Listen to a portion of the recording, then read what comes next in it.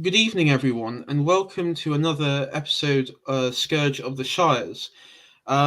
Today, I've got a guest with me, sort of a friend of the channel who I've appeared on several streams before, both on main. I think it's the first time on my channel, Alexander, Yes, I believe so. Yeah. but Well, on I'm happy to join you. it's great. And for people who don't know, Alexander Adams is a author, artist, and some people who may be aware of the Born Book. That's the magazine that um, you write for. You also author on several books, one of which that we're going to be covering, or we're going to be sort of using tonight because it's very much um, relevant to the topic at hand, which is your latest book, Artivism: The Battle for Museums in the Era of Postmodernism. So, Alexander Adams. I guess because I said before we went live, we're going to sort of start from the beginning. Um, so just explain to our listeners, what is artivism in how you understand the term. Well, first of all, thanks very much for asking me on. I'm glad to join you. And yeah, so obviously I've done a fair bit of research for the book Artivism: The Battle for Museums in the Era of Postmodernism.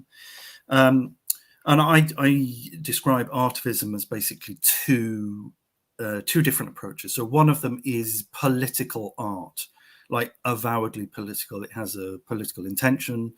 It has actually a political aim. So actually, it wants to change the world. It wants to sort of reform the world, as it were.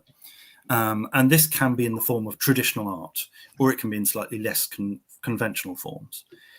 The meaning that I use primarily in my book, and the thing that we're going to be discussing primarily in our conversation this evening, I think, is the other version of artivism, which is basically political activism done through the means of art. So that's using the resources, the venues, and the status of art. But actually, it is non-art activity. So it's things like setting up a soup kitchen, giving legal advice, embarrassing corporations, vandalizing posters, all sorts of different activity. But it's not what you would call traditional art activity. And hello to Fez in the chat. Yes, hello Fez. Thanks for one of our loyal followers on this channel, and thank you to. Sorry if I can't acknowledge everyone who comes through, because I noticed that we'll have a sort of steady surge of people coming in. But for those who are listening, and if they're catching up later on, thanks for joining us. And I think one thing I would say, Alexander, because I mentioned this before going on air, you mentioned the two sort of forms of artivism, that being political art and then that being just activist art, the art where it's not really about the art, it's about, as we'll go into, it's actually about degrading the art that has come before in some form or another, whether it's relegating it to a cellar for political purposes, or just using the prestige and the cultural significance of the art piece to glue yourself and spray aerosols in the general area and potentially damage priceless and hugely historically significant artwork. And one thing I would say though is, for those who are interested about art, sort of the politics within art, we both, myself and Alexander, were on Pharaoh's stream. And I think I think the stream is still up there, and Yes. we actually looked at various. I remember, I think my one was various sort of political artwork from those followers of Mussolini in the and also I also selected. I think I selected the several Borgia, Cesare Borgia portraits as well. Which that's sort of and also I think there was also a communist Italian communist as well in the mix, and so if you were interested in that, to actually see like how politics has been used in art throughout history, that's that would be a stream to watch. It was a very good stream. I thoroughly enjoyed Yeah, it. I would also add that, you know, neither of us is suggesting that art is apolitical. Obviously, every human action is in some respect political. So we're not doing the old sort of get your horrible politics out of our Yes. lovely pristine art. No, of course, there is a political dimension to everything. We're not denying that. We're not saying it shouldn't be there or that it isn't there. We're just saying that this is very expressly and overtly political, and this is the aspect that we'll be talking about. Yeah, that's right. Yes, so we sort of covered the basis there. So, Alexander, when it comes to Artivism in the sense of just pure activism, where it's they would occupy the spaces of, you know, people who would be talented artists coming through in normal times, mind you. These sort of activism, we know who they are because you regularly see them. I've sort of seen them in more the theatre production side, because that's the sort of side I follow, because I've have sort of links to that, and as you know, you wrote an article that happened quite local to us, which was involving the family sex show at the Egg Theatre. Oh, yes, And that again, that was just a classic example. Should we just roughly explain what that is in a couple of sentences? Yeah, so a young lady who was at Bristol University called Fleur Elizabeth discovered she has an email listing for stage productions at the Egg Theatre, which is at an old at the Egg Theatre and the Tobacco House Theatre. Tobacco House is in Bristol, the Egg Theatre is in Bath. I've been to the Tobacco House one, and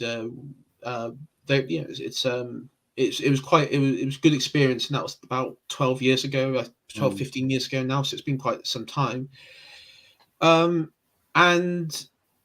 She was, she saw this production coming up, which was from it was one of the London boroughs. I can't remember which one now off the top of my head, but it was in sort of it was with, I think, the Arts Council England, one of the London town borough councils, I think maybe Camden, and it was called the Family Sex Show. And you going through it, Fleur went through what the actual program was, and it was effectively teaching children to discover their sexuality, and it included stuff like masturbation, sort of talking about masturbation and everything. And in all aspects of it, it was a very uncomfortable thing to read, and it was actually quite surprising, because of course most normal people reading it would think that it was the fact that this was targeted for children as young as 5 and up. It's something that is highly inappropriate, and not least it involved full frontal adult nudity as well. Oh yeah, that's a good point. Full frontal and I have on good authority that there was the hiring process would have been done via Twitter. The company, the production company, said that they had NSPCC hiring sort of like a safeguarding thing in place. The NSPCC claimed that they hadn't been contacted, so I don't know what's gone on there. So, yeah, that was right. That was a spokesperson from the NSPCC.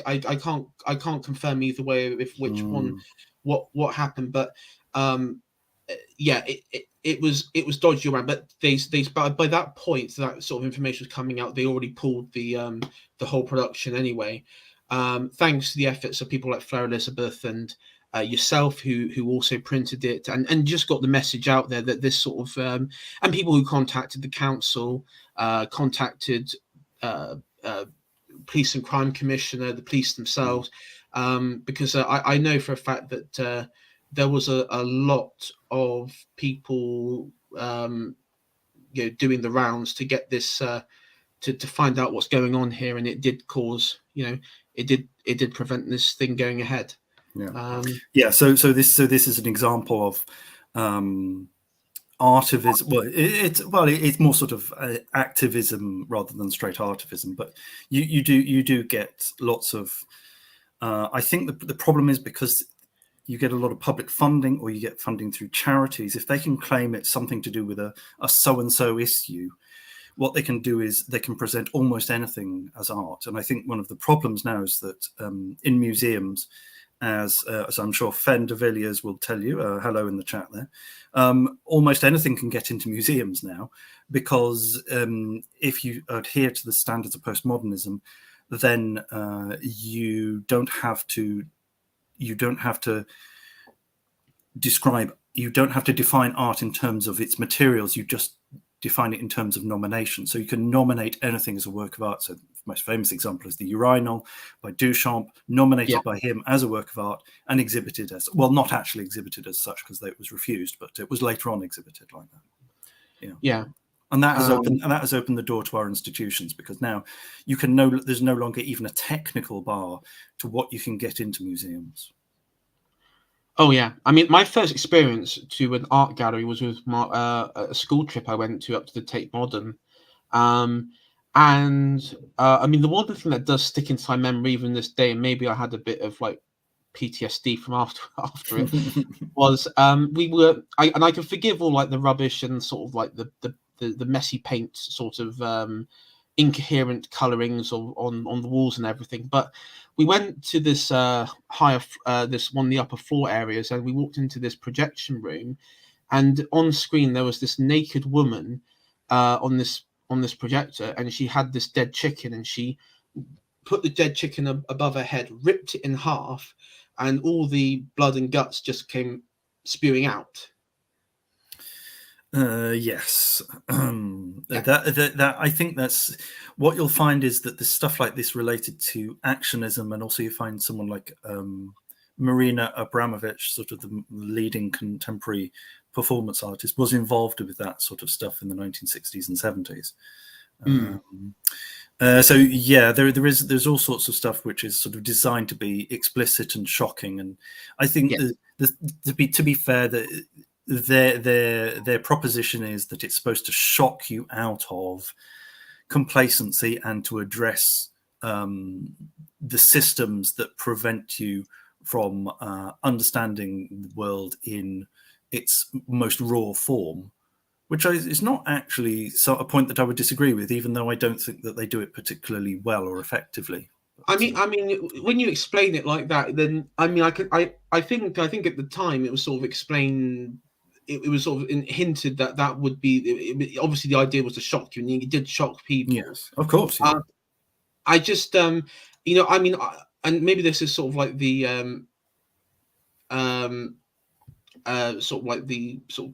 when I did my stage production, like not just on stage but behind the stage, was it was the power of suggestion more than actually showing the act was more powerful. Yes, with Titus Andronicus, the blinding of Titus is, I think, that sort of was it the blinding of yes, well, yes, but anyway, I mean, there's this idea that you perform this on stage, so you're not actually blinding anyone, but you just imply it, and it can be shocking enough. Yeah, I mean, I remember there was one that was like a murder mystery one, and the way that I wanted to, because it was what we're going to show, like the character get like a hammer attack on stage, like, going to go into the audience. Okay. And I was thinking to myself, okay, well, there's going to be a lot of technical problems there, but also if people will be able to see that it's not either a not real hammer or it's not going to make contact, so it's going to sort of break an element of the story. And so I thought, well, what we could do is, because he's in a hotel room, have him like in a show like the outside of a show him maybe sitting in the window, and then you see the silhouette of him being attacked. So because the character itself was quite like a tubby sort of 1930s wealthy individual, with the sort of greasy hair and cane and everything. And then the person who was the killer, which you didn't really notice. It was a bit of like sort of Poirot sort of Death on the Nile sort of thing. You sort of guess who's the murderer, but that sort of stuff, that sort of like silhouette, or because then you actually, because with the silhouette you can actually make it look like there is contact. You can actually show something like that. So power stress. Anyway, sorry, we're getting a bit off topic here. So these activists who occupy the art field, how did this happen? Because as I say, I'm trying to think back, and I think back to maybe about the 2015 sort of time period where you had feminists in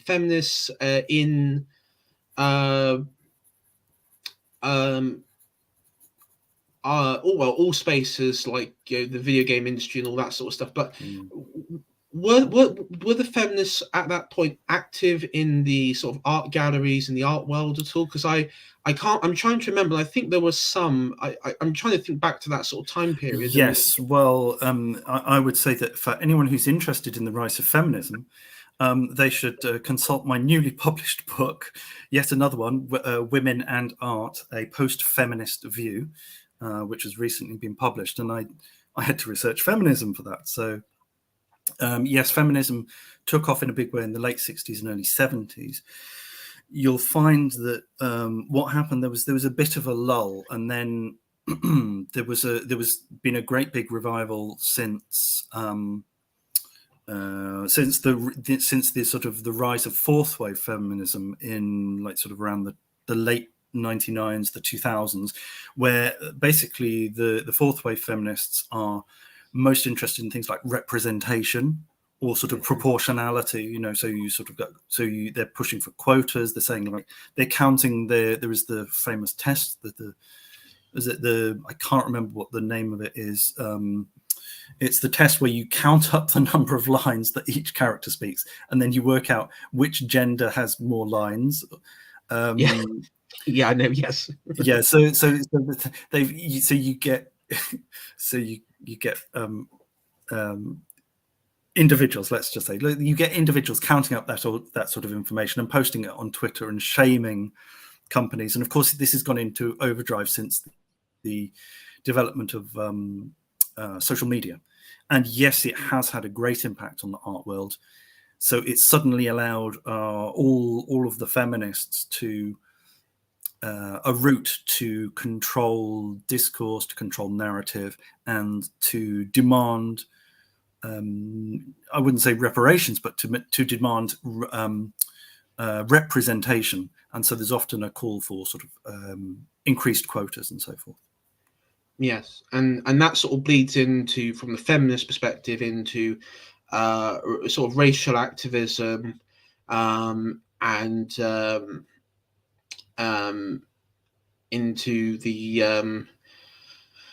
I mean, a more sort of Americanized style of activism as well, which also, I mean, in all aspects, it always finds itself over in the UK at some point.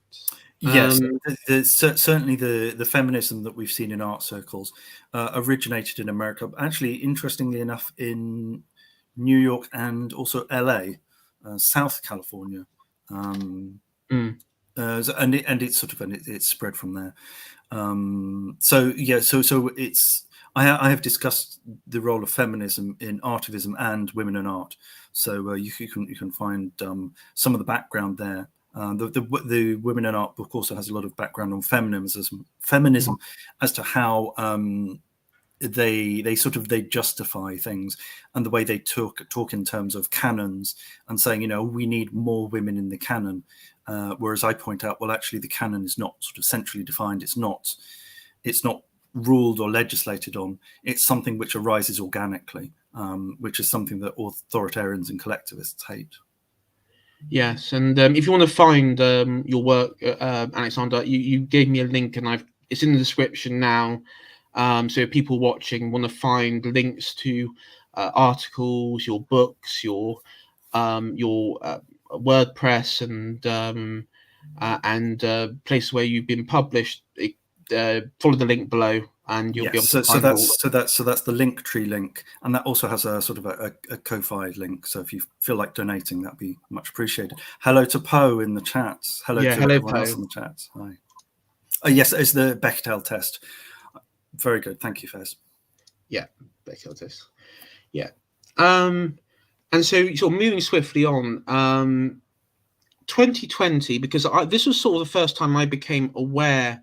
I think this was the first time we became aware of you, was in the wake of the George Floyd riots in America, the racial justice activism then immediately came across to this country, and the same sort of I guess you could say tactics of in America where Confederate statues were being brought down. We saw that with like obviously Colston, the famous one being Colston in Bristol, but also you had the threats of other statues, people like Gladstone up in Liverpool. I mean, there were several statues I remember in London that were removed. You had renamings of parks, of roads, of university buildings in Edinburgh, and even I can't remember the name, but a well-known I think it's that you talked about it, a well-known Welsh officer who was yes, this is Picton. Yes, this might be a good chance to mention the Picton article. Thanks to Sean Patrick O'Jameson. Yes, you're right, the Bechdel test is for women talking about other subjects than men. I think that I'm not sure if there is a name for the line counting, for the word counting, but so what happened was I wrote an article on Picton. There was part of that wave of iconoclasm, which you can read about in my book, Iconoclasm, Identity Politics and the Erasure of History. No, sorry, we didn't arrange this. This is just, I happen to have written books on all of these subjects, available from all booksellers.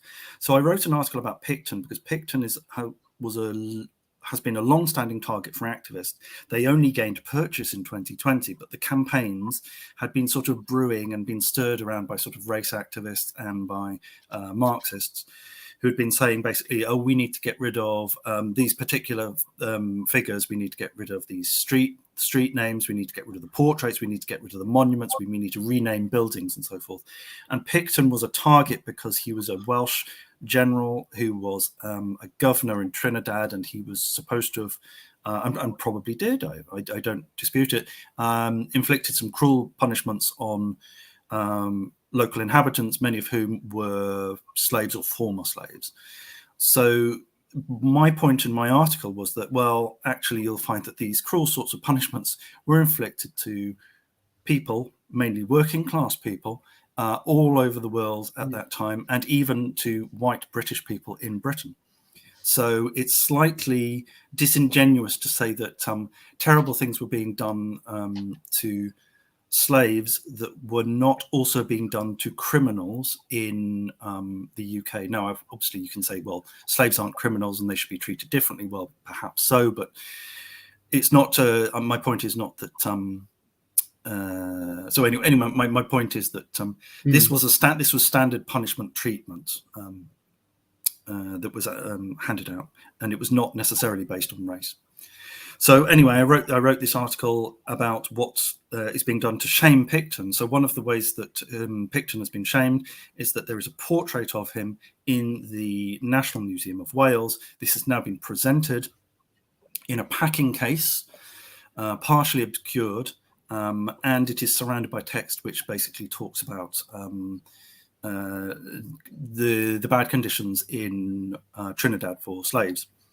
And this is part of a campaign to shame and embarrass Picton, and not only Picton, but also anyone who might have served in the colonies and anyone who might be descendants from those. And it was this article that was picked up by Paul Joseph Watson, who has recently done a video on that. Yes. So if you go to Prison Planet or Paul Joseph Watson, you'll see his latest video is discussing the way that art is treated in the National Museum of Wales. And my point is basically that that there is artivists technically are brought in by curators to shame the national history and the people of the country. One thing, because I've actually just been looking back through some of my notes, because I remember a buddy of mine, Owain, who's Welsh, who raised. Oh yes, know him. Yes, yeah. Right back along, friend of the channel, Foundations project again with Pharaoh. I remember it was the sort of activist group that were behind it, who did the. I think there was a few recordings done of these. I wouldn't know if they're Berber or Arab, but or sub-Saharan or what have you, men who living in Wales, who sort of speak in Welsh, covering this. It's part of this. There's this. They're part of this sort of sub-Saharan. This sub-Saharan diaspora community or group, group, which their sole aim is to promote sub-Saharan art, and elevate voices, and yada yada yada. And one thing, I mean, again, what was quite, I think Paul Joseph Watson also covered it in the video, but again, what's quite interesting in that is that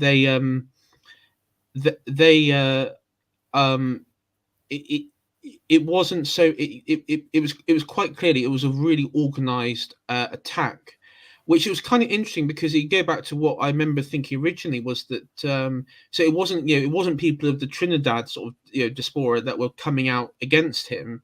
It was actually people who had really nothing to do with it. In fact, probably were also enslaving ancestors at the time, being the Barbary states and everything. The sort of similar people. The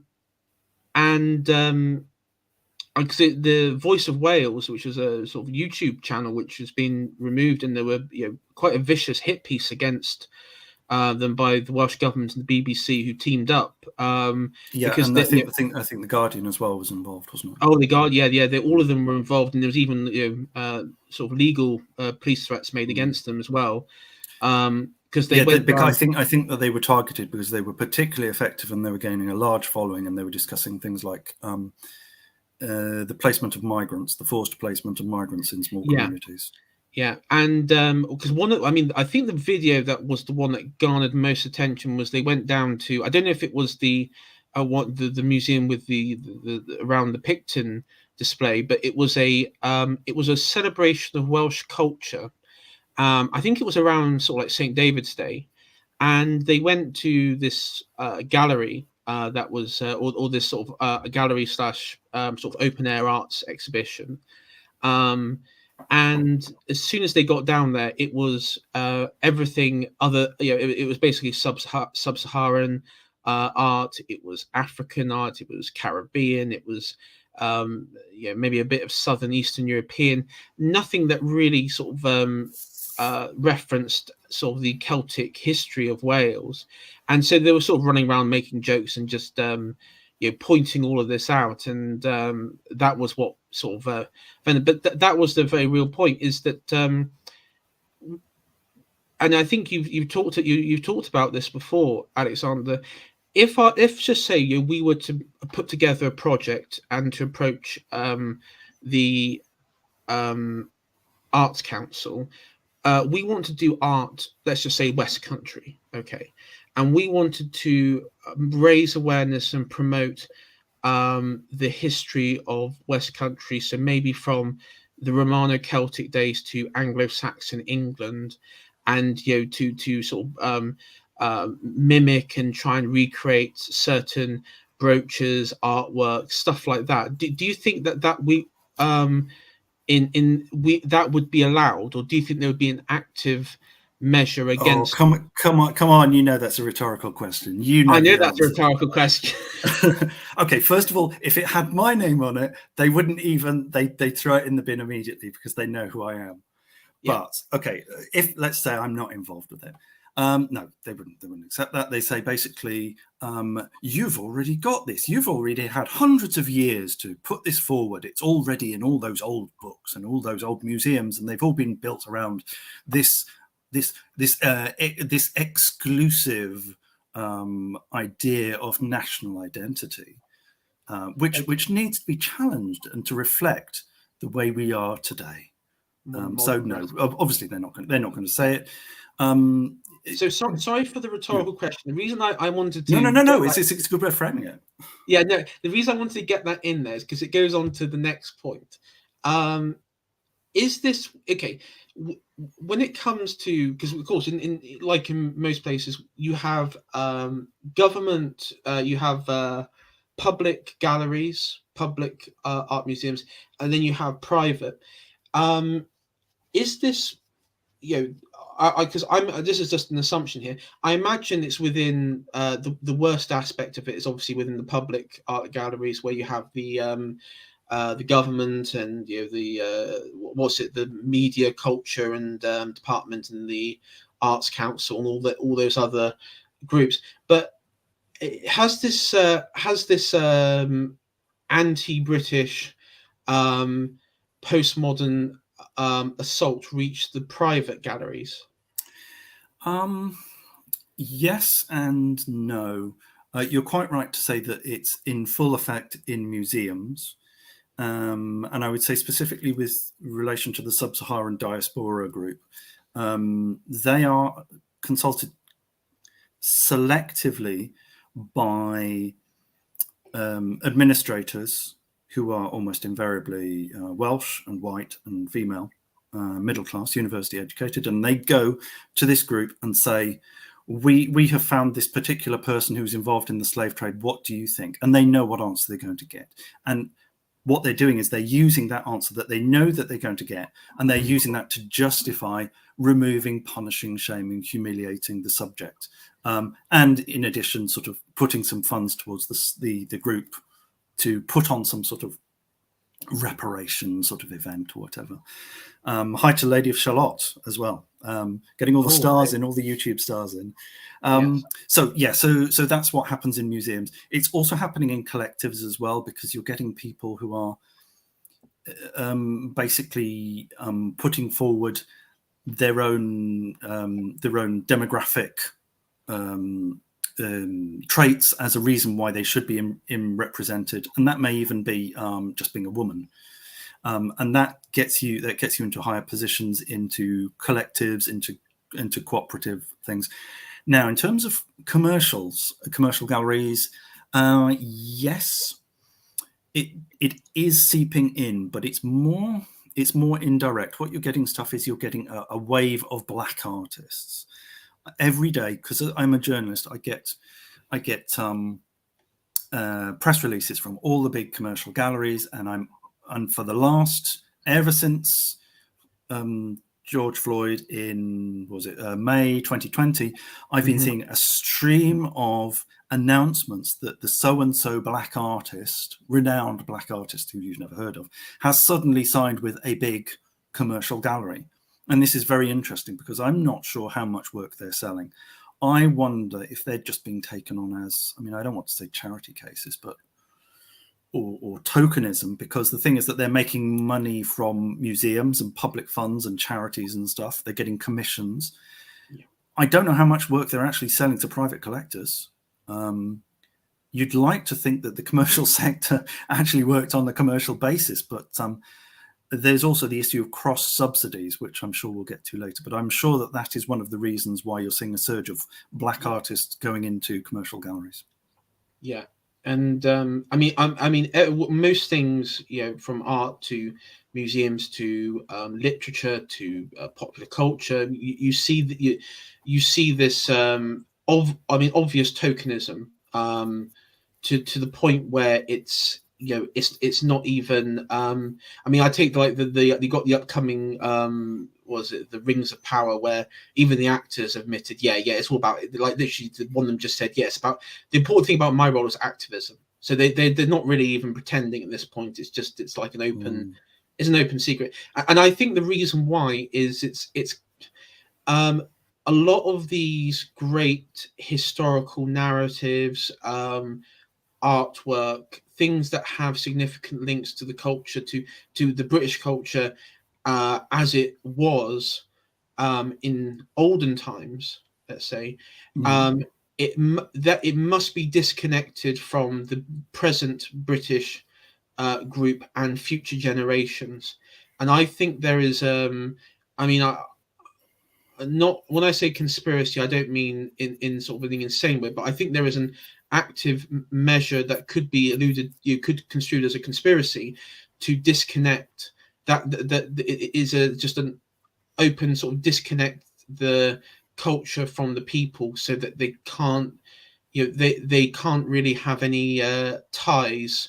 And then you go into the political realm of, well, globalization and what sort of the future that powerful people in the regime have. But I view it as a deliberate way of disconnecting people and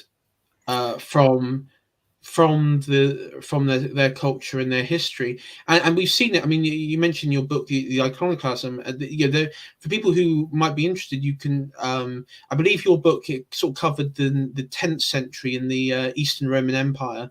Yes. And the iconoclasm around that point, around the sort of the Christian iconography. But as I mentioned on my channel, if you go back to the 4th century, to the sort of late 4th century, you had a Roman emperor called Theodosius, and what made him significant was that during his reign, he was the really the only one that I know of who really went to town on pagan iconography, because at that point, at the start of his reign, paganism was the majority. It was sort of still a majority among the Roman Empire.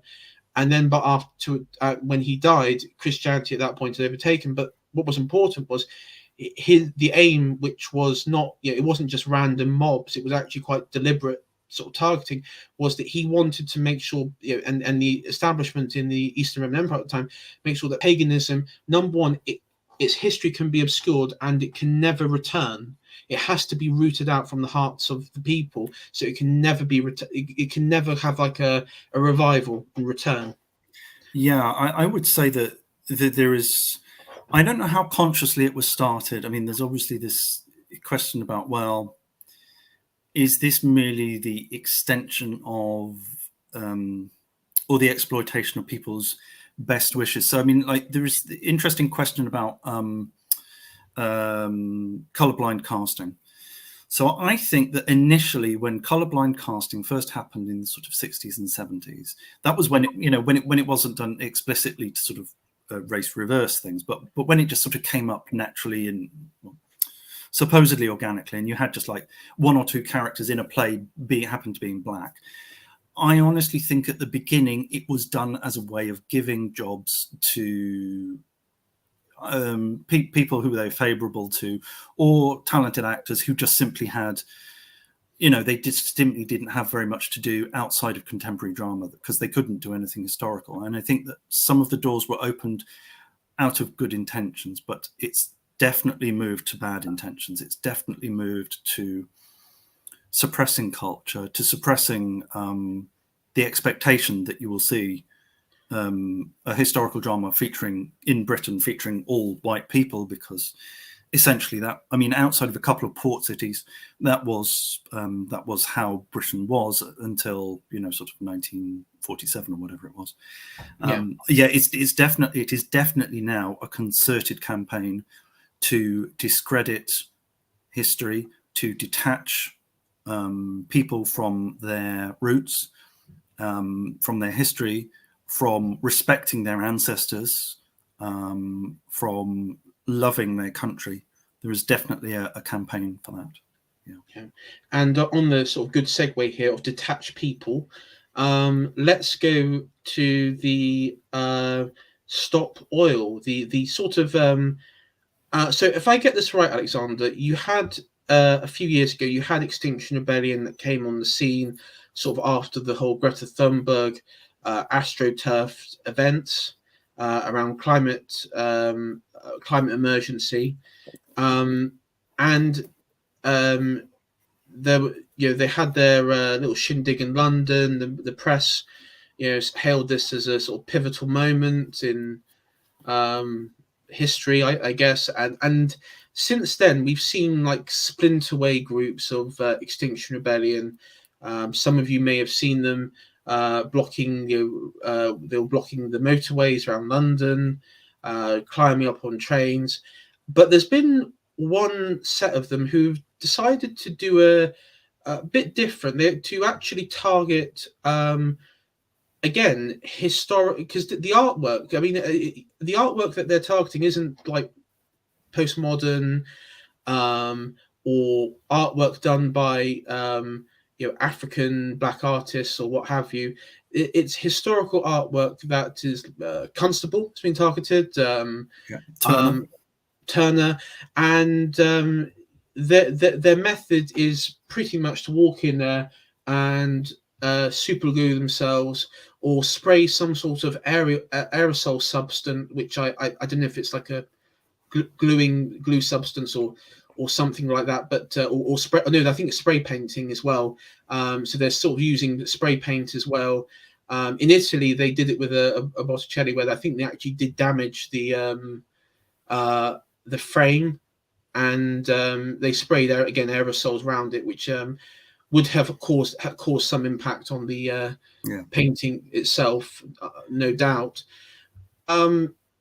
So when did you first become aware of this stop oil sort of targeting artwork?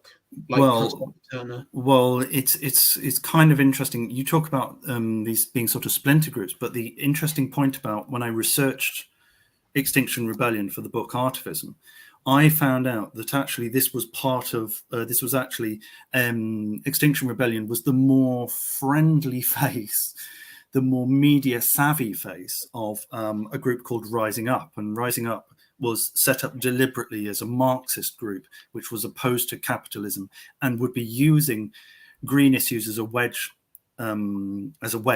to divide people off from supporting democracy and capitalism. And obviously, I mean, we're not going to go into the issue of democracy and capitalism. They have their own faults, granted. And so Rising Up was the more radical version, and XR was deliberately compartmentalized to be more friendly and media savvy. And they published a book published by Penguin. So the Extinction Rebellion Handbook, which is published by Penguin, advising people on how to protest, on what they want to do, on putting their goals out. And so right from the beginning, there were a number of organizations involved. So Stop Oil is the one that's been involved in the art vandalism. And Lady of Shalott makes a very good point that they're targeting old masters. So they're targeting the art that is most associated with the middle class, with the elderly, with the white, with the comfortable, with the people who love a traditional way of life, which has been burning fossil fuels and destroying the planet and putting children in peril, etc., etc. So that's why they're going for the beloved old masters. I mean, it is also artwork from the golden age. And it's also, I mean, I have also noticed. Did you know that there is a campaign in Holland to remove the phrase golden age from describing the Dutch golden age of the 17th century with all those fantastic painters, Rembrandt and Frans Hals and Vermeer and so forth? That the phrase golden age is going to be abolished because it doesn't acknowledge the crimes and the stigma attached to the act of slavery, which was central to the Dutch Republic. So there you go. That's going as well. Well, I mean, I think the Sri Lanka was essential to the Dutch Republic, but I'm not going to give the history lecture today. So I'm also another thing. So I'm actually looking at like images from the constable. It was the Haywain Yes, this painting. was the one that they painted. They papered over with a dystopian scene of sort of like environmentally ravaged, and there was airplanes in the air and Yeah, stuff like this. And of course, what they did was what they didn't know or what they didn't care about was the fact that you've basically got you imagine you've got like basically a thin sheet, which is because it's on canvas. This painting's on canvas. You've got a thin yes, sheet which is covered by a thin layer of paint which cracks very easily. You put any pressure on it at all, and it will leave a crack. And you know, restorers will tell you all about this. So what they were doing is when they were pushing on the paper, they were probably damaging the painting itself. yes. I'm actually looking at various images here, and I mean, there's one where it's some absolute beta chap. He's just, you know, as you can see, he's actually just, sorry, I shouldn't use the word beta, but he is like trying to wedge it within the frame. It's like fit them within like the corners of the frame. You can sort of see him sort of wedging it in there.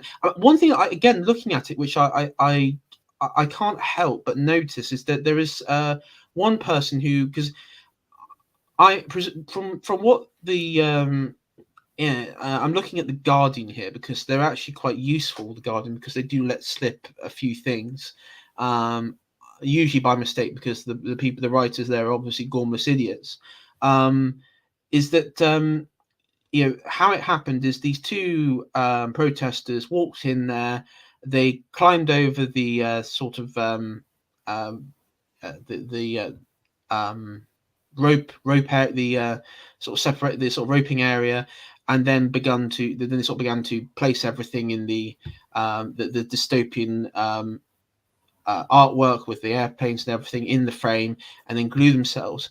But what's quite interesting is there's a photographer here who takes I guess from from another angle of the art gallery, where you see a bunch of other photographers, like quite a few, like hanging around. So either they went with them to the protest, or they were already there waiting.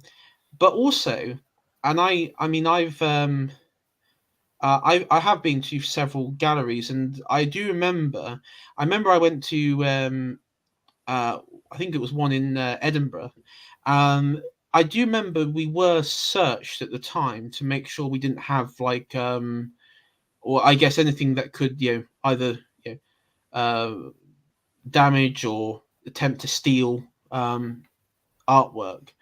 And so this is the question, Alexander Adams, is what like within this, what's happened? Because it seems like that it almost seems like that they've walked in there and it's either like all staged, or it was all agreed. Well, I would say you could go very convincingly either way with this. So on one hand, yes, you're right. If you go into the National Gallery, you do have to go through a bag search. I mean, they don't look very thoroughly, but they will look in your bag. They'll make to see, you know, they might ask you about liquids or anything. But you know, I've taken in bottles of water and stuff, and I've seen people drinking, although you're not supposed to drink in the galleries. I've seen people drinking. So it's not really difficult to get past that. Also, I should say, when I got into the National Museum of Wales, which is when I talked about the Picton thing, that was me just going into the gallery. And I took in like a quite heavy rucksack, very full, and wasn't checked at all. So okay, yeah. So you could say that these things, they're either, I don't think it was actively done with the complicity of the National Gallery, but certainly they completely support the aims of these people. They may not support actual damage to pictures, but they completely support the ideas that they're advancing. Yeah. Oh, and as for photographers, yeah, I'm sure that there were photographers. I remember that Just Stop Oil, I think it was, they did a collab with an Observer journalist. The Observer is part of the Guardian newspaper. yeah. So yeah, I mean, you do, and so you do have like Channel 4 and the Guardian and stuff there. they're working to sort of excuse or explain stuff. They get sort of access behind the stages, behind the scenes. They get tipped off in advance about stuff. So so they're definitely involved because they're sympathetic, and they completely agree with what the activists are doing. So there's absolutely no problem about them promoting it. Yeah, and I mean that's it's a running if you look through like whether it be London or Italy. We'll mention the Botticelli one as well because that one was a bit more chaotic. I actually think the gallery there weren't expecting them. If you look at the reaction of the security and everything, it seems that there was a bit of a I think it was mainly because they were spray painting as well. There was sort of a fear that they would damage the work. But it seems to me that they have access to the media, and either they tell them where to be at a certain time, or they some there's some tip-offs or something. But there's always seems to be plenty of people with cameras about. Yes, I should also. Yeah, I should also mention something about the security. Security in a lot of large museums is no longer done. I know certainly in the National Gallery, it's no longer done by people who are actually have any knowledge about the art. They're basically security guards. So that's why I won't get too spicy, but you see certain demographics appearing as security guards. You don't necessarily come from Great Britain, let's say. That's why you're seeing them as security guards in art galleries. If you ask them where the so-and-so picture is, they won't be able to tell you. Because what happened was the National Gallery found it was too expensive to employ their own attendants, and also they would have problems getting rid of them. If they were full-time staff, they'd have to pay them compensation and stuff. It's just kind of inconvenient. So the more flexible option was to contract security or invigilation out to separate firms, just ordinary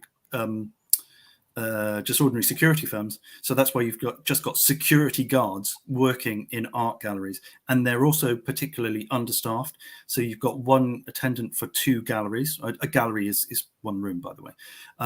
So you've usually got one attendant for 2 galleries. So this gives people who are sort of watching and being patient the chance to sort of nip in as soon as the security guard has gone to the next gallery. So there's ample opportunity for you to do this if you are so minded. Well, there you have it, folks. If you might pick up some extra, might apply for to become a security guard if needs be. Yeah, well, this opens all sorts of issues about security and.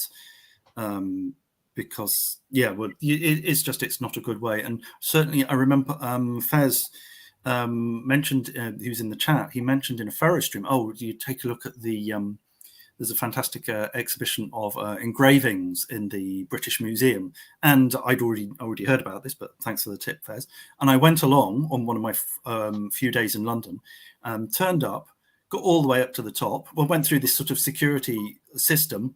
They've got a new scanning system where you go through a security system outside of the building, and you have to wind through different queues before you get into the building. I went into the building, got up to the 2nd floor, found the print room, completely shut, of course, because they didn't have any staff that day for that room.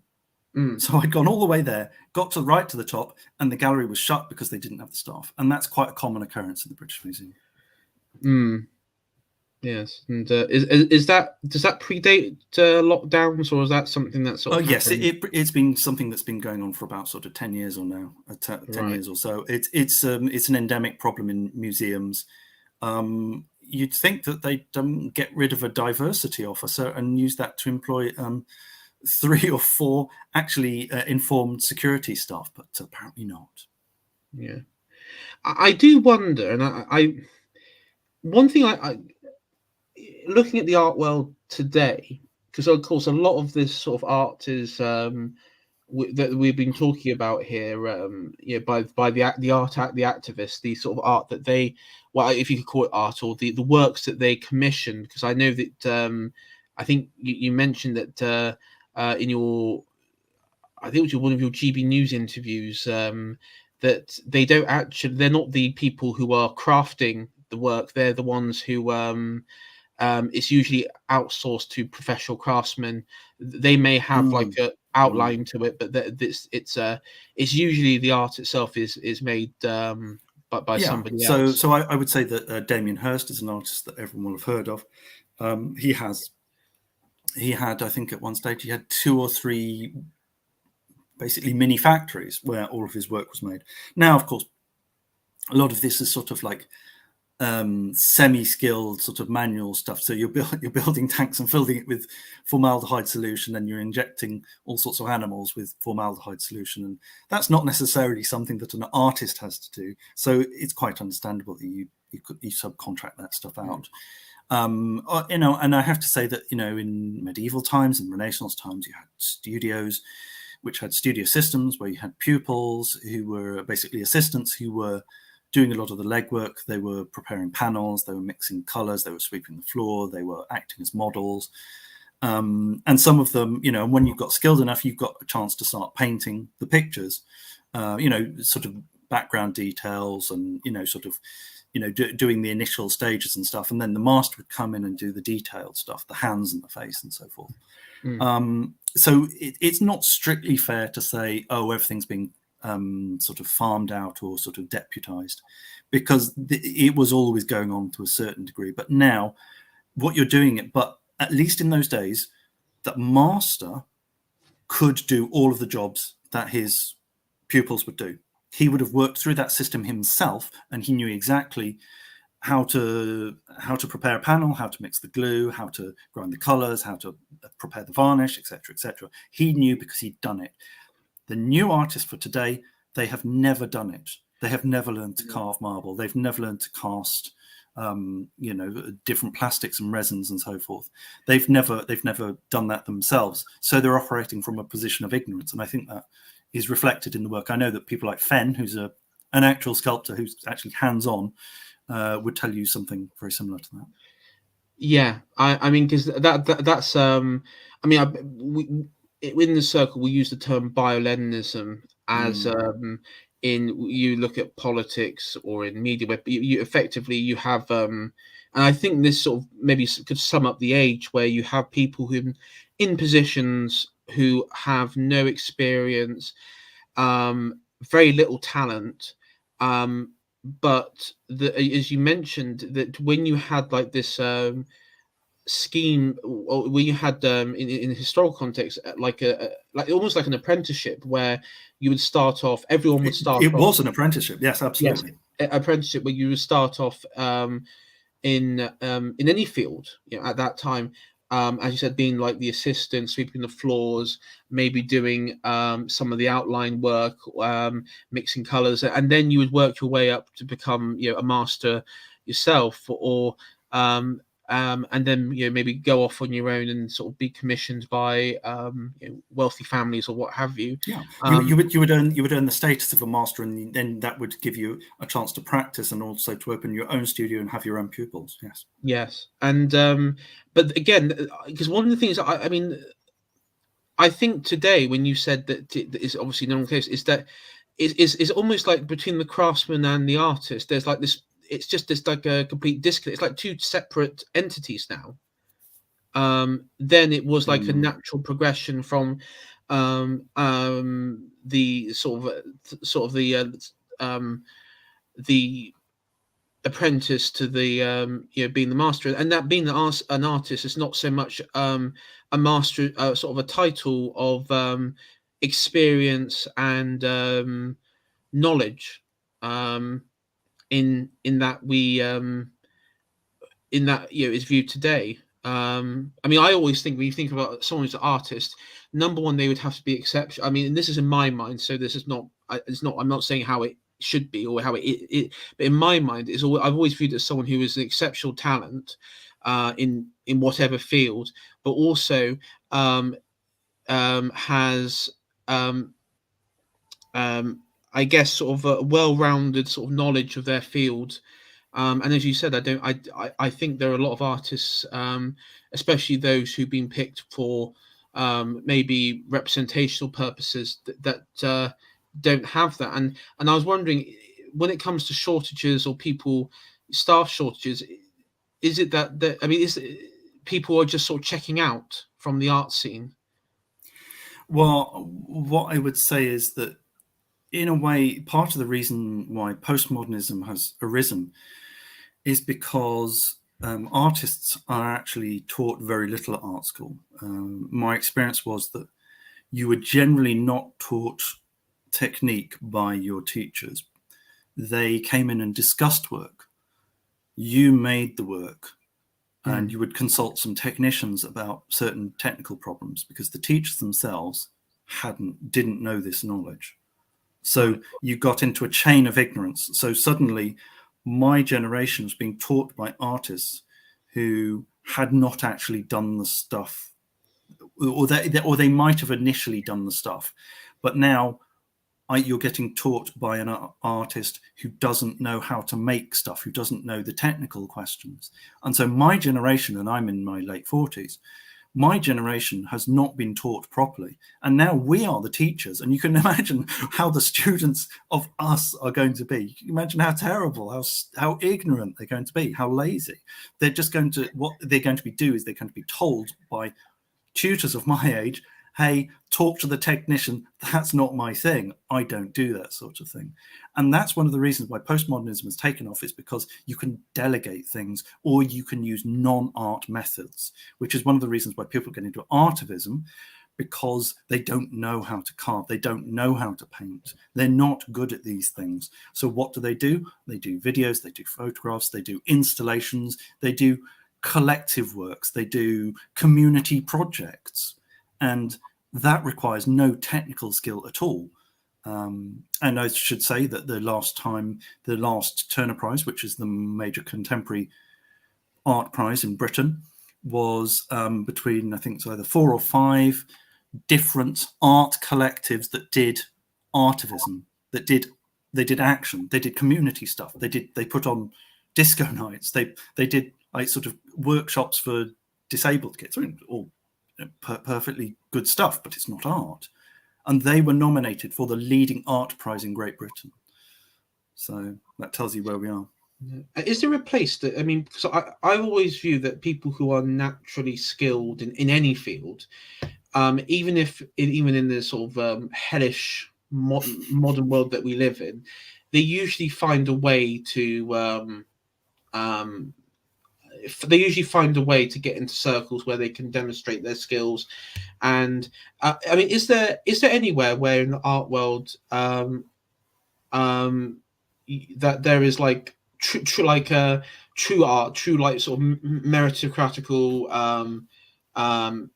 Wow, beauty exists? No. There are a handful of traditional places. I know that Heatherley's art school in London used to be quite traditional, and that's a private art school, and that is why they still teach craft, because they're not getting funded by whatever the central education funding bodies are.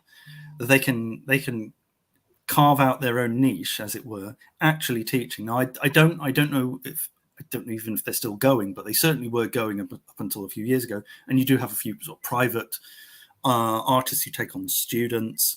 So there are ways of getting trained, and there are outlets for getting seen, but you're generally not going to be going through the large museums. You're not going to be going through the Tate. You're not going to be going through the ICA. The ICA is an Centre for Activism. If you look up Alexander Adams ICA, you'll find loads of articles that I've done. Also worth checking out the Jackdaw, which is an independent arts newsletter.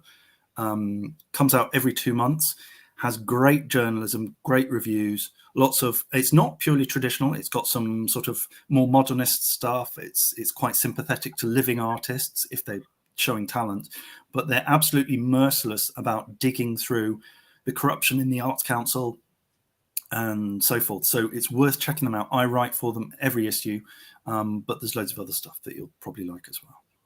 Oh, check those out. Yeah. No, I mean, yeah, I mean, so effectively, sort of, in that regards, there, any sort of attempt to, in creativity, it will be sort of seek and destroyed by the art establishment. That doesn't sort of fit their ideological perspective. Yeah, and I would say that internationally speaking, there's a bit more hope. Okay, so I'll give you two stories. One of them's good, one of them's bad. So I'll give you the bad one first. Bad one is the British. The Venice Biennale. Okay, right. So this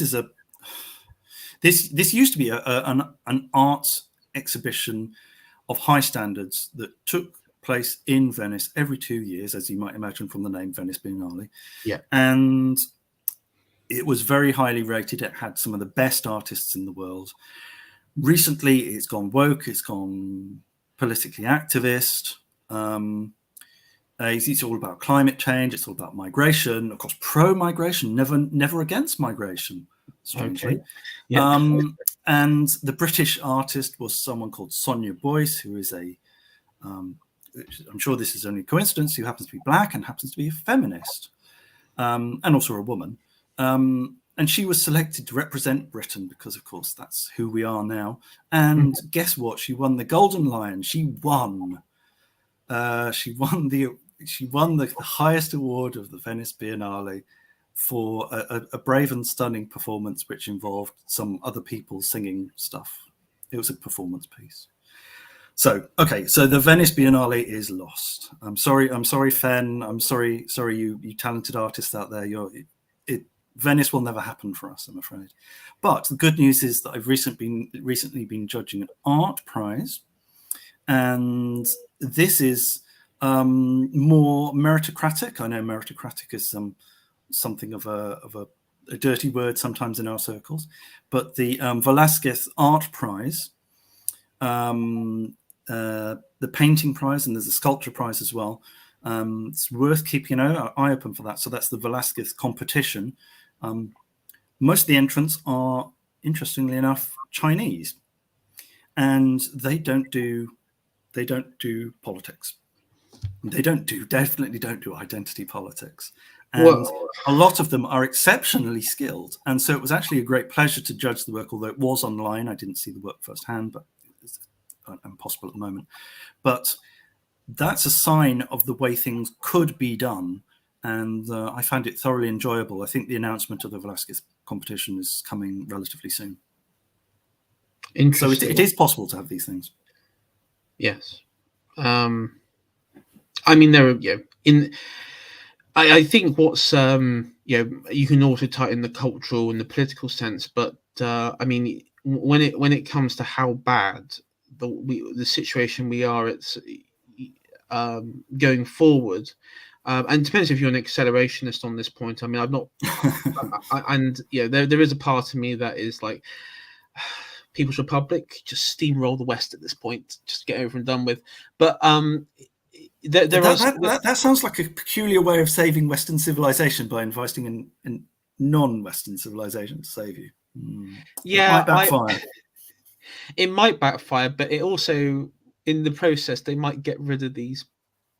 I'm not going to say on my channel, but it might get rid of if they get rid of these people, and it's only. I thought you were going to say something even spicier there. Yeah, but if they could get rid of the current elites, and then we can get like a recirculation of our elites, then maybe it might work. I mean, there'd be a lot of the Chinese are notorious for allowing indigenous cultures to thrive. They're well known for that. Yes, I'm sure that'll work out. Yeah, okay. I know my way. I think my thought process is not the best, but I think the Tibetans would like a word with you.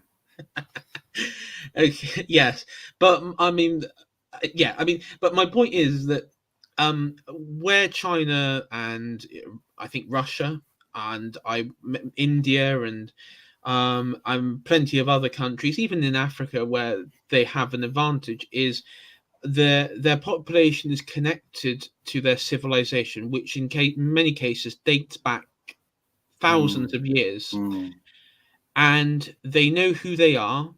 They know their identity. They are proud of their identity.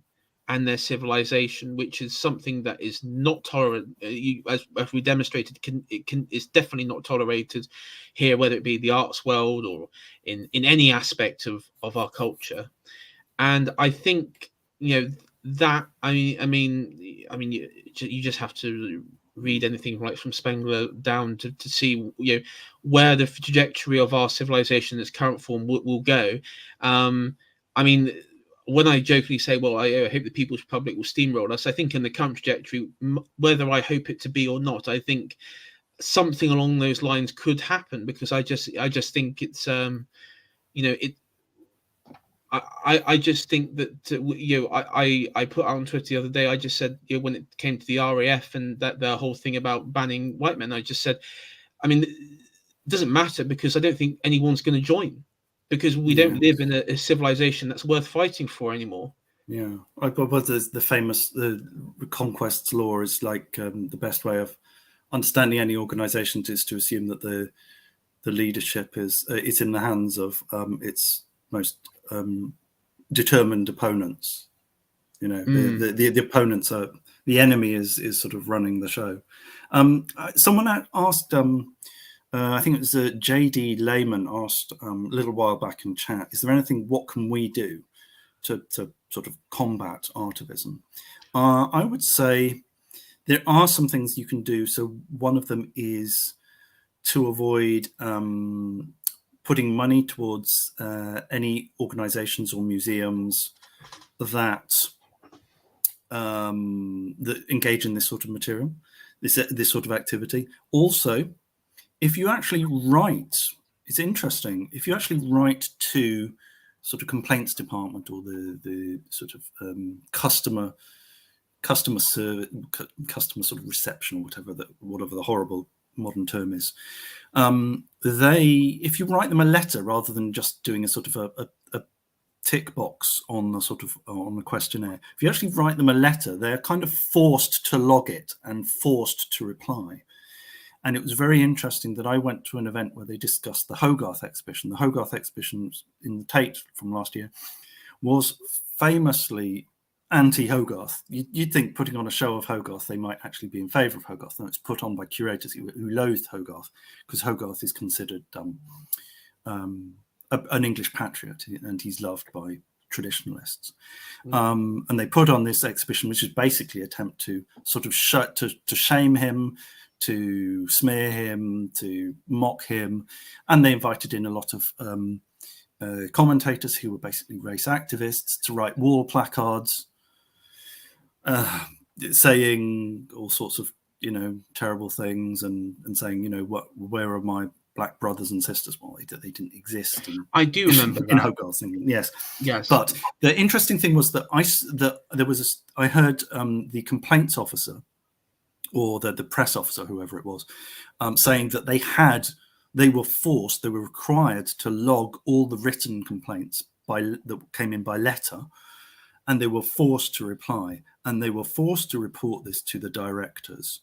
So you can actually make an impact. It's not going to change anything, but at least they will know that you don't like it. Also, I would say support independent artists. Also support independent publications like the Jackdaw, I believe, Advance, which is Panama Hat's sort of reactionary journal, which is sort of getting off the ground soon.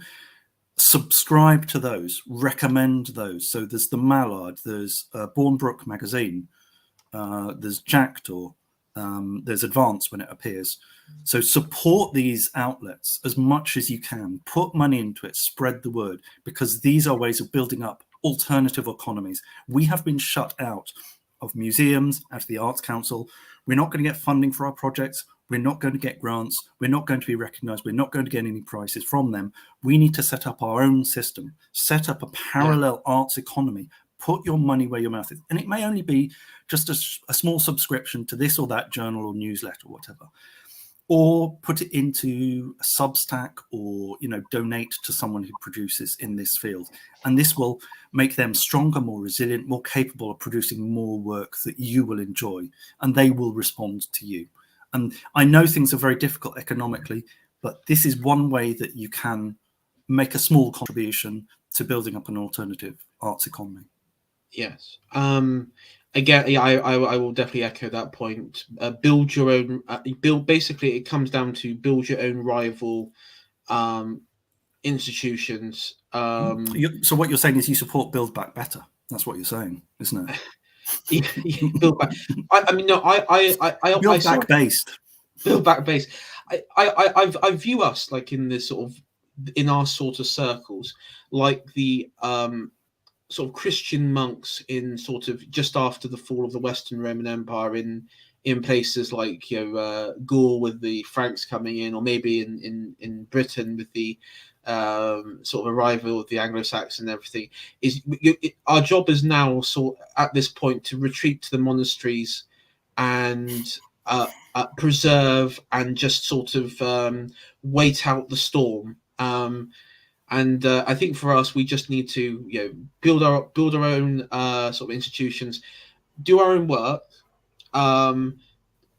Obviously, do not try and rely on grants and stuff and any support, because we will not. And probably if we if I imagine, because again, these sort of rival institutions which have been created, when they become sort of big enough or they gain more notoriety, they usually get attacked by the establishment in whatever field anyway. And has the Jackdaw or Bournebrook been attacked at all by out of interest? One of the other questions I was going to ask. Not specifically. I think that they're probably just slightly too small. The Jackdaw's been around for quite a long time, and it has taken a lot of flack. They've let people have their say. They've even had like sort of lefties and progressives have their say in their pages, and they're open about letting artists make a statement. So like if you are actually an artist, you can get some work reproduced and you can publish a statement and you can get it in print, and it's a nice way of getting word out about your art. But they have let in people who have criticized the editorial policy. I think they've more and like every issue, you'll open it up and the letters pages they have at least one letter every issue saying Alexander Adams is a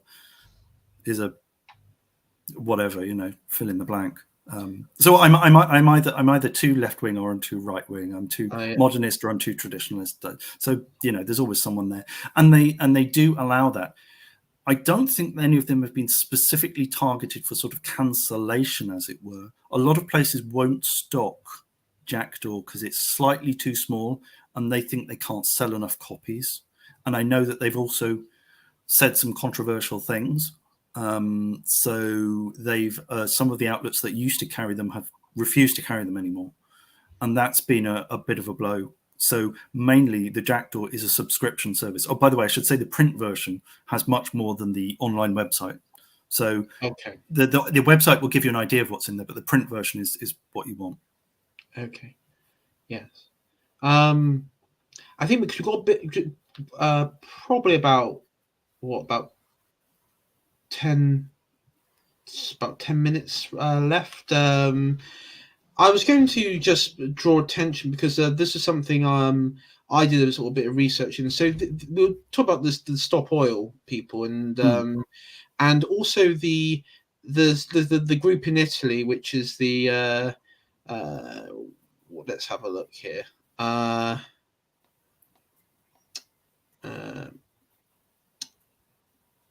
Okay, I can't. I've got their name. It's in Italian. Oh, sorry. Just going to say that in the chat, there's a very good question about art from the last 60 years. Is it going to go into the canon?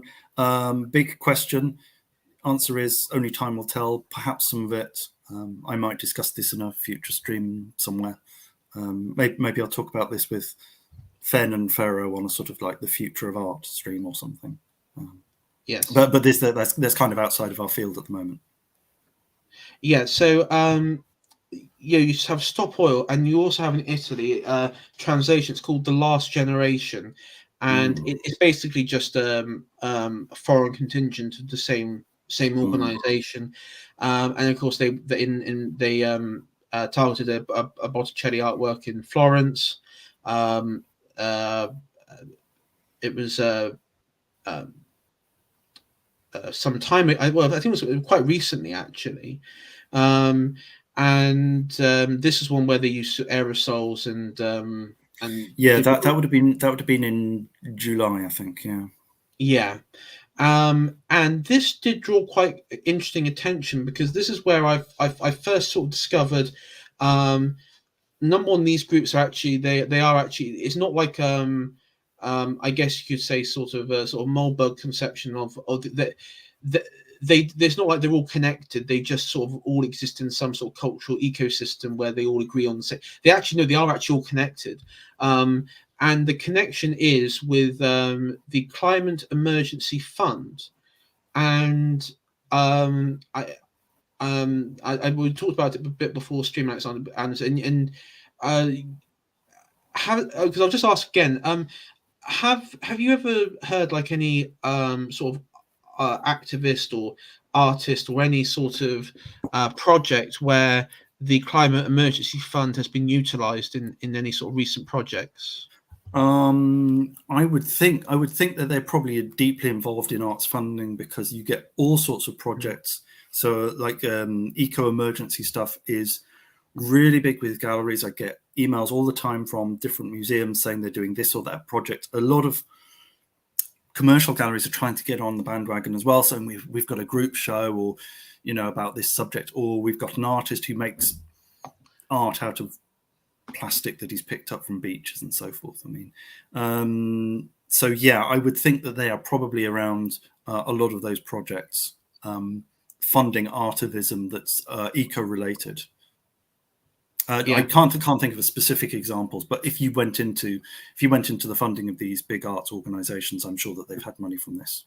I mean, what's amazing is it is a very powerful, because we came across these jokers in a previous stream called NGO Watch, which was just I mean, again, it was that was a whole other thing. So check that out. We did come across these people sort of like lurking in the background, like a sort of phantom menace, sort of foreshadowing this stream. And what's quite interesting is that looking into the Climate Emergency Fund, most councils in the UK applied for funding from them who have it, and their advisory board advisors councils, including when I was running for local, when I was running for local election, probably about a couple of years ago now, just before COVID lockdowns. These people, again, that was probably the first time I really heard these names come up, and so they're quite embedded in councils, but they're also the ones who are funding these these quite radical groups, not just attacking the Arts Council, but also they're the ones that sort of tied themselves up at Wimbledon and various not Wimbledon, but I think it was one of the Opens. They don't they also do that at the Grand? They did that at the Grand Prix, and yeah. Same people, and they get the funding. The funding is financial for them to operate, but also materials, handbooks on how to pull off their little stunts, connections with lawyers to get them out of prison and everything else, and the sort of usual sort of guide. Sorry. I did a little bit of my own research for the Artivism book, and I looked at the funders of Extinction Rebellion, and they include the Kennedys, the Gettys, different billionaires. A Greek-German philanthropist called Antonis Schwarz, who helped to found, who paid the money for Rising Up to be founded, and also I found a donation of £121,140 donated to Extinction Rebellion from the Children's Investment Fund Foundation, which claims to be the world's largest philanthropy that focuses specifically on improving children's lives. Money well spent. This is really good, because the Climate Emergency Fund, though, it was set up in Los Angeles, and by a group of philanthropists. But the founding member was the Gettys. It was the Getty family, Yes. Yeah. who seemed to be seem to be like, again, sort of the Phantom Menace sort of lurking in the background here. And you got sort of the sort of staff members. So the executive director is one Margaret Klein Solomon, PhD, and she's a psychologist turned climate climate climate activist, founding print, and is the sort of she's like a founding member of this of a, I guess like a, it's called a principle. So I'm guessing it's like some sort of biblical code to called Climate Awakening. Maybe some sort of cult faction within. I don't know. She was active. She sort of started her climate mobilizations anywhere from 2014. So it's obviously been, this sort of stuff has been in the works for a fair bit of time in the build up. But what's amazing is that the money that goes through for grants, they obviously have a lot of funding because they, whether it be in America, in France, in Italy, in Austria, or wherever, they have their people, and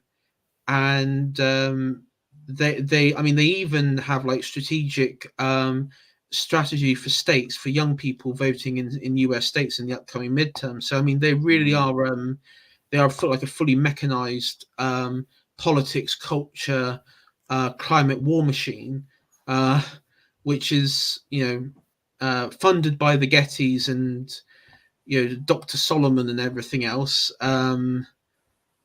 Yeah, the Open Society is also involved in a lot of arts activism, and also you find, I did a chapter in the book on charities and national governments putting money into artivists who are promoting mass migration. So no surprise there. And the Conservatives are, I mean, I can just think of like the Conservatives are the worst at this. When you look at organisations like this, I mean, Cheshire Council is a sort of one example I can think of off the top of my head, accepting sort of grant money from these sorts of people. Well, the Conservatives are the most unpopular but most effective wing of the progressive movement. Yes, well, they're the convenient sort of whipping boy, because it gives the illusion of party politics, and it gives the progressives like a I guess like a sort of low tier political enemy. While all the time the Conservatives are doing exactly what the progressives would be doing if they were in power. Well, I'm sorry, they are in power. Sorry, the Conservatives are progressives. So. Yeah, exactly, and that's I think that's why the left, the progressives, are genuinely frightened of anything outside of the conservative paradigm. That if there was actually anything on the right that had principles of tradition and things that we care about, I mean, I think they'd be sort of shivering in their boots, because they couldn't really handle the. I don't think they could really handle sort of I don't want to say marketplace of ideas, because that's really cringe, but they couldn't handle the sort of truth, competing narratives. Yeah, which have completely different paradigms, which have completely different values. Yes, so I would say look what they did to Voice of Wales. Yes, exactly, competing narratives. And I mean, I do think that when it comes to building back on the back of rival institutions, very careful, because if you're small enough and you get under the radar, that's always helpful. But the problem is when you go a bit, when you sort of fly, like a bit like Icarus, you fly a bit too close to the sun. You're going to your wings are going to melt and all the wax is going to melt, and they're going to shoot you down with a missile. basically, you have to. The Ukrainians will shoot you down with a missile. Exactly. I mean, I've sort of, I mean, theories of how I have ways of getting around it. I always say that coded language is quite useful. As strange as it sounds, you can. I'm not saying, Alexander, you need to change your articles into like coded language or something. But some coded language, making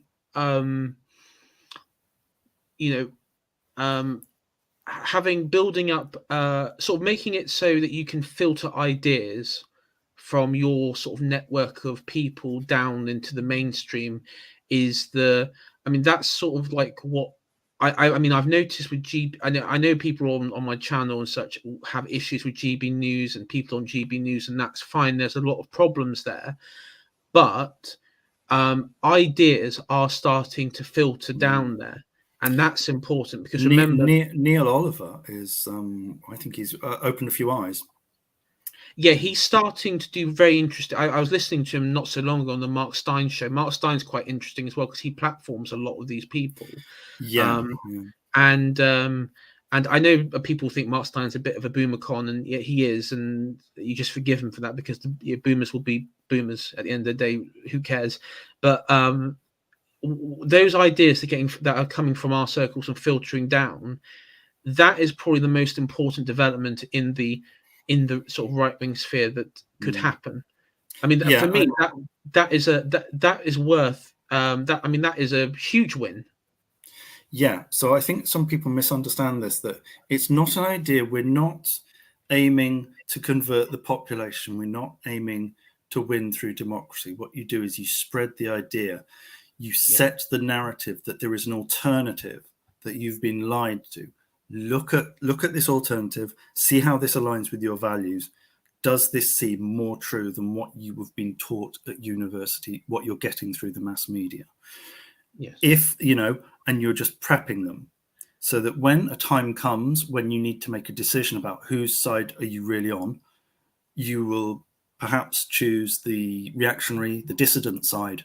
And this may be important. You may not be leading the revolution, but when the revolution comes, you may choose the opposing side, the dissident side, because it's more in line with your values and it's more important to you and your family and your culture. And so what you're doing is you're just seeding that idea. You're not trying to win over the normies. You're not trying to win through the ballot box. You're seeding ideas ready for the time when this may come into play. Yeah, and the thing is, if I would say to people, look at the tactics and the writings of the early Christians. Look at the sort of the sort of early socialists in sort of post-Napoleonic era, leading up to the 1848 revolutions, or even like Lenin and the Bolshevik movement. This is how they operated. It was a small group of individuals who were ideologically committed to a cause. They all had a close network, and they went about working at that. And I mean, the Christian one is quite an interesting one because that number one, their aim. I mean, people could argue, and I've had arguments before that I think at least by the 2nd century, the Christian sort of church father hierarchy had determined that they were going to take over the Roman Empire. I think that decision was made quite early on. I know some people like to disagree with me on that point. They say actually it was a lot later on that decision sort of came about. But I if you look at the way that they would spread out the sort of areas that they would like centers of like certain cities and everything. But what you see is like in the 1st and 2nd century, they would do writing, they would do debating amongst themselves because they wouldn't debate others. Debate sort of pagans and Christian debates would happen, but there would be internal debates, and that's why you had like all these schisms and everything. So and I mean, of course, I would say avoid, in the right sphere, avoid schisms as much as possible because that's that usually can delay things a bit. But no, you're right. It comes down to it's not about converting the normie. It's about, people like the people listening here, the people like Lady Charlotte, people in these sorts of circles. People, it's about the ideas, the values that we discuss, and it does filter through into I don't want to say popular culture, but it does filter through into the rest of society, as it's seen. And someone put in here, I think Spindley put AA to Sargon to GB News, and it kind of is true. The problem is, and this is where is he talking about the real AA, or is he talking about academic agent? That's the question. Yeah, I think academic. But I think the problem that you have is that, and I think I noticed this within some of academic agents' audience, is that when it gets to GB News, it's like, oh yeah, but that's out of date. And the problem with the process is it's usually like I've noticed there's like a 6-month delay from what AA says to what's then said on like GB News or something. I mean, and I just say to people, yeah, that sort of stuff happens. I mean, with Tony Blair, for example, he has like a delayed response with his policies when it comes to, what was on sort of COVID lockdowns, and I think it was mandates for traveling, and then 6 months later that became like the new discussion. So that's a problem, but I think without being harsh to some people in this, right, you're just gonna have to get over it. Yeah, if you watch Unpopular Opinions or Cigar Stream and then go to GB News and feel a bit of like a letdown or what have you, yeah, that's going to happen. But that's just the sort of 6-month delayed response. Yeah, because like if you AI were invited onto GB News and you spoke about what you really wanted, and you laid it on the line, and you had to break it to people that democracy was a complete farce, although a lot of people suspect that anyway, you'd flame out, wouldn't you? You'd never get asked on again. You'd have sacrificed, or even if you, but you've got to remember that what you're doing on GB News is you're only getting at most sort of 10, 12 minutes, and you're having to follow the questions. It's a bit tricky. You can't say everything that you want to say.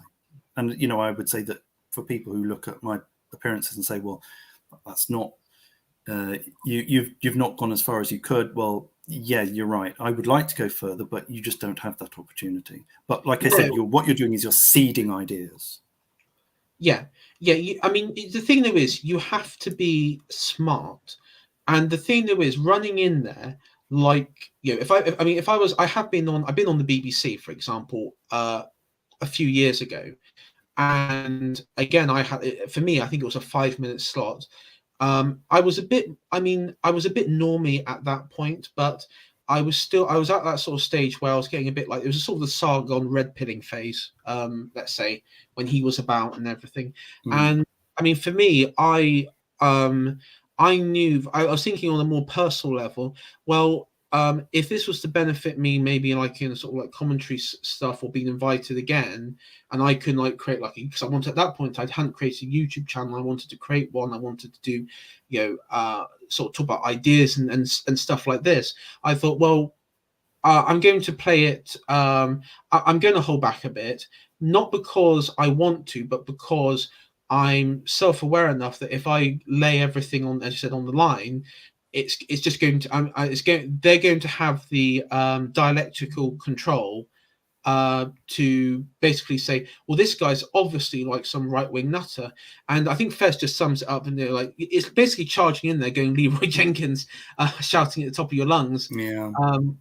I mean, it's just not sensible. And again, as I say, look back at the, because the funny thing is with the Bolsheviks, people like Stalin and Lenin actually did do this, and they ended up being arrested. So right at the start. Yes. Well, you're not going to get sent to Siberia. You're going to get done for a non-crime hate incident, and you might get kicked out of your profession.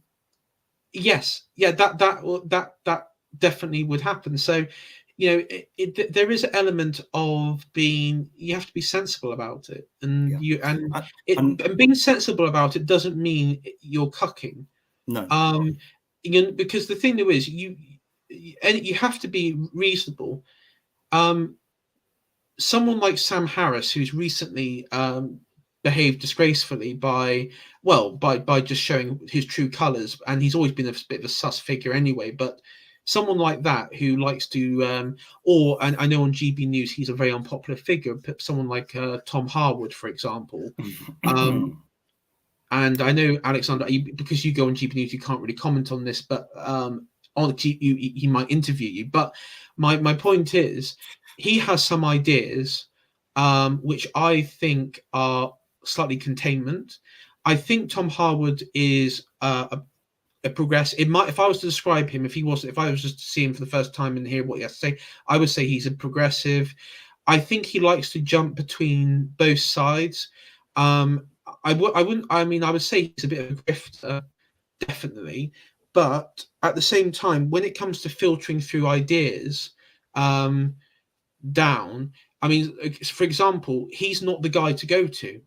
On the other side, someone like Mark Dolan, maybe Neil Oliver, and Mark Stein, those would be the guys to go to. So it's about being sensible.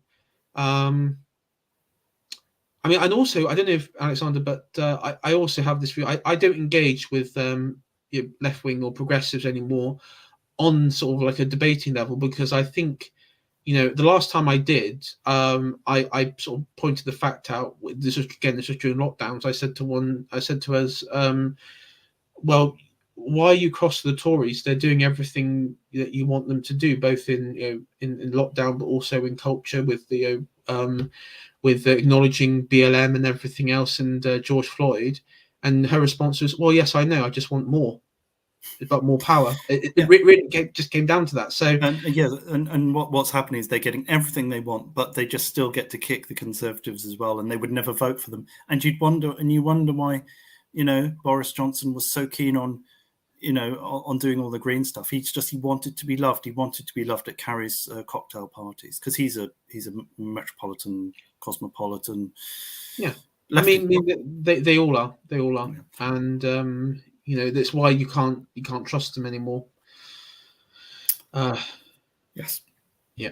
And on that note, yes. It's coming up to the hour. I think that was probably about everything, Alexander. As we sort of covered aspects of the book, we've covered sort of the sort of backstory of this, and apart from that, is there anything you would like, before we finish? Is there anything you would like to promote? Yeah. Well, before we get to that, I'd like to thank the chat for being really, really lively. You've been fantastic. Thanks for responding. Remember to subscribe to AI. Let's get him over 500. Oh yes. No, Susan won't let me, because my channel has a permanent black marker, because me and Cringewalker did a bit of investigation into the election at the time, and we discovered that there was one county that had more voters in it than there's registered population numbers in New York. So you've been a naughty boy, but I've seen your subscriber count going up, so I'd like to see it over 500, please. So please share this video. In terms of shilling, if you go to my Linktree link, which is Linktree/Alexander Adams, you'll find links to my Substack and WordPress and art. If you go to the Bournebrook site, there's a link there to buy books. That really does help me. You're helping the chaps at Bournebrook, and you're getting some money to me, because if you buy one of my poetry books or one of my art books, the money comes to me. And so that's very much appreciated. There's also Ko-fi on Linktree if you want to leave a little donation to say thank you for the work that I do. Much of my work is unpaid. Also recommend subscribing to the Jackdaw Bournebrook magazine. I write for both of them. And it's a way of you helping out independent journalism, building up an alternative network. And also if you're interested in the books Artivism, Iconoclasm, Women and Art, you can find those on all bookselling websites and through normal booksellers. So thank you. And thank you very much, AI. That's great. No, thank you. And someone I think first just reminded me actually, you're speaking at a upcoming event in the Oh, West yes. Midlands at the end of is it end of this month? They're called the Witten. The Witten, yes, that's coming up in the West Midlands at the end of the month. So if you go to Shielding's events, that's SCYLDINGS events. I think there are a handful of tickets left. I will be appearing there. I will be selling some of my books. I will be signing books. You will also have a chance to buy a copy of a new anthology called Sunken Island, which is a poetry anthology. It has art by me, it has poetry by me, and also by many other contributors, including Panama Hat and Columba. And Yeah. we are appearing there, so you'll have a chance to buy a copy and get it signed by all three of us. So. Yes, and Panama Hat, and there's a also if you want to find out more, I think Maven is also yes, Maven Politic on Twitter, and also Shielding's events on Twitter as well. Also, there's the Shielding's events website. Yes, and I think they did an interview with you not so long ago.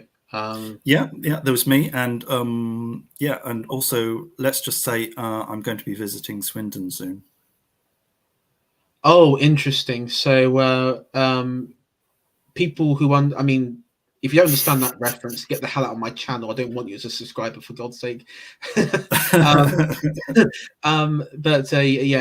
go check out our Egyptian friend when he and Alexander Adams meet up. So no, but thank you so much for coming on here. It was really short notice actually, so it's really great that Alexander Adams could come on the show.